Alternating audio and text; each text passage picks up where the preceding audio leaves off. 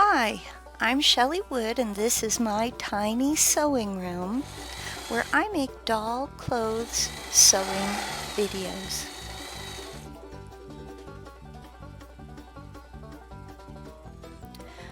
Today, I'm going to show you how to make a pair of overalls to fit vintage velvet dolls and similar 15-inch dolls.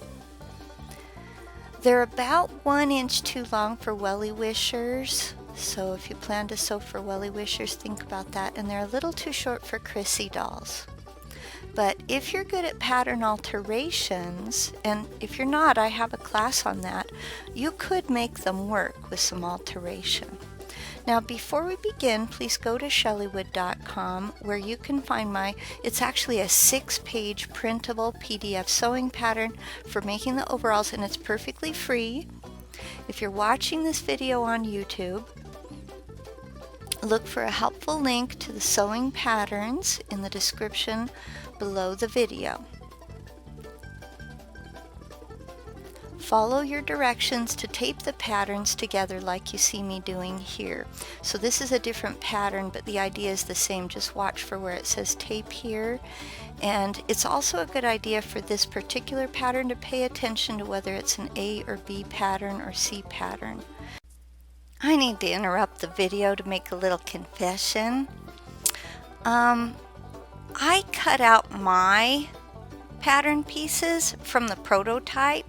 So unfortunately, when I made the video, my cuts are actually backwards compared to what your cuts will look like. So here's how my cuts look. And if you follow the pattern that I've provided, your cuts are going to look like this instead. I'm so sorry about that, and I hope it isn't too confusing for you. Use your pattern to cut out 2 different backs, that's your B and your C patterns, 2 identical fronts, both from section A, and each of the yoke pieces that you see here. Lay one front piece A on top of another, keeping right sides together if you're using fabric where it matters. And you can see sometimes it doesn't matter. Sew them together along the single notch edge, which forms a sort of J shape like you see right here. Clip this seam. Now be careful when you're clipping. Make sure you do not cross over your stitches. I go really slowly when I do this. Open the seam and press it. Lay one of the front yokes A3 on top of another, keeping right sides together again if it matters. Stitch the side that has a notch. Open the yoke up like you see here and press the seam. Lay the garment front with the right side facing up, and then place the yoke over the top of the garment front. This is going to form your bib. Again, you want to keep your right sides or finished sides together. Sew from the center of the yoke to the edge, and then repeat the process on the opposite side from the center to the opposite edge. Clip the seam you just stitched. Again, be very careful with these stitches. If you do cross over your stitch, you're going to want to start over, so go slowly.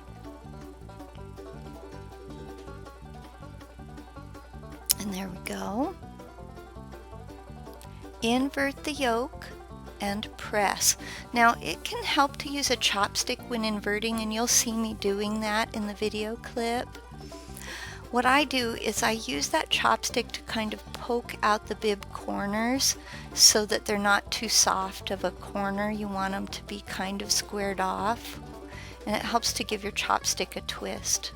Now once you've pressed your seam, lay a piece of wax paper between the yoke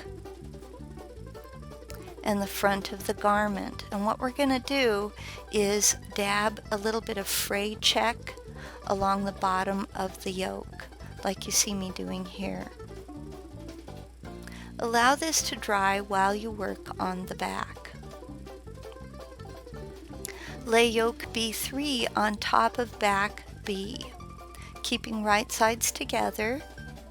Sew around the outside of the yoke piece, and here's a closer look at the stitches you'll sew. Clip the yoke's seams and corners. Invert and press. Dab Dritz fray check along this yoke's raw edges, and while you wait for that to dry, lay yoke C2 over back C1 with right sides together, and stitch around this piece as shown here. Use Dritz fray check again along the bottom of this yoke.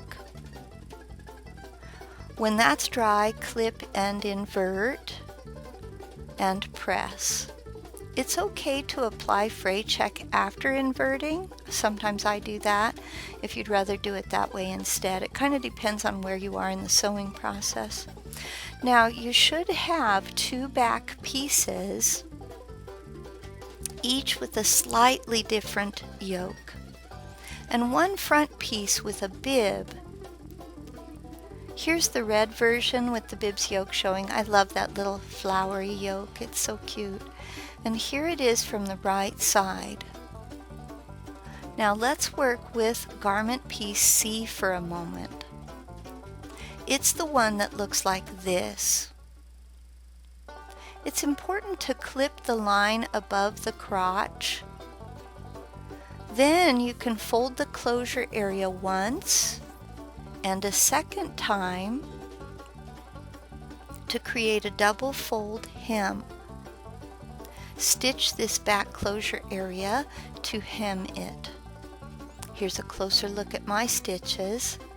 Lay section C on top of section B, keeping right sides together. Stitch the crotch from the back closure's slit to the bottom of the J shape. Here are those stitches from the opposite side, just so you make sure you're doing it right. Clip the crotch, open up the back section and lay it on the front, keeping right sides together. Sew along one of your outseams from the underarm down the length of the pant leg to the unfinished bottom. Sew the other outseam exactly the same way, and then you're going to clip both outseams. Again, go slowly. Clip and press the outseams. Lift up one pant leg where the hem is unfinished, and fold the unfinished hem once and then a second time. Now that can be tricky, so let me show you how I did it. So you want to open up one pant leg, just one pant leg. I only do one hem at a time.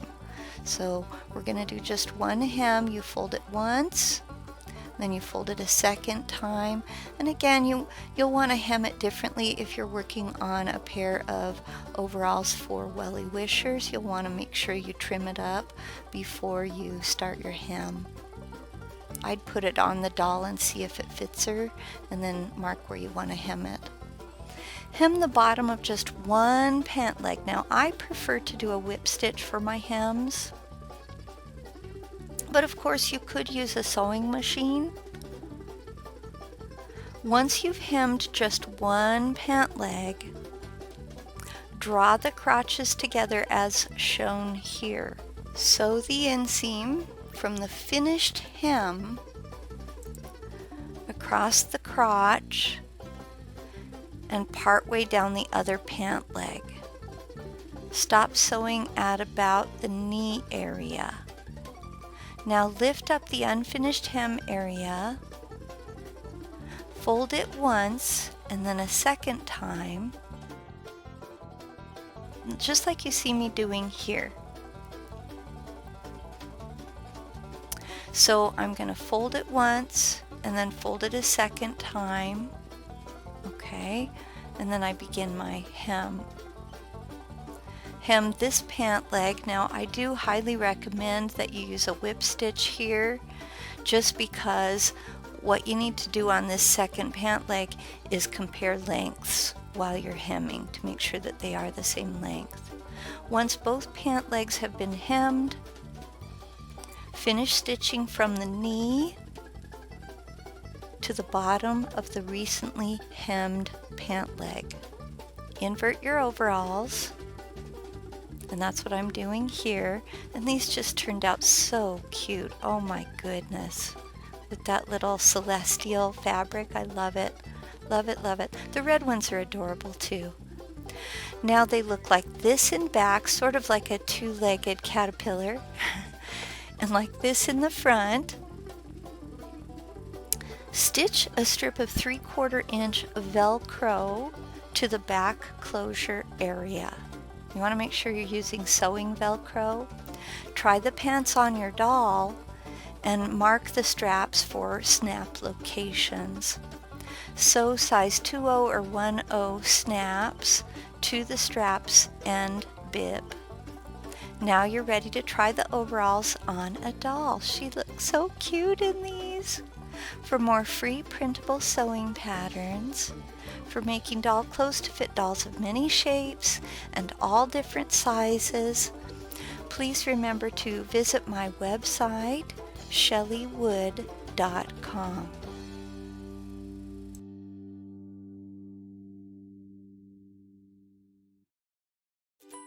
What if there was an easy way to take a big doll pattern and resize it to fit a little doll, or vice versa? I'm Shelley Wood, the doll clothing designer, and in my pattern alteration class, I'm going to share with you my resizing formula. Pattern alteration is when you take a pattern that you already own and you make changes to it. Let's say a dress doesn't fit your doll quite right. I'll show you how to create a gusset to extend the dress's bodice.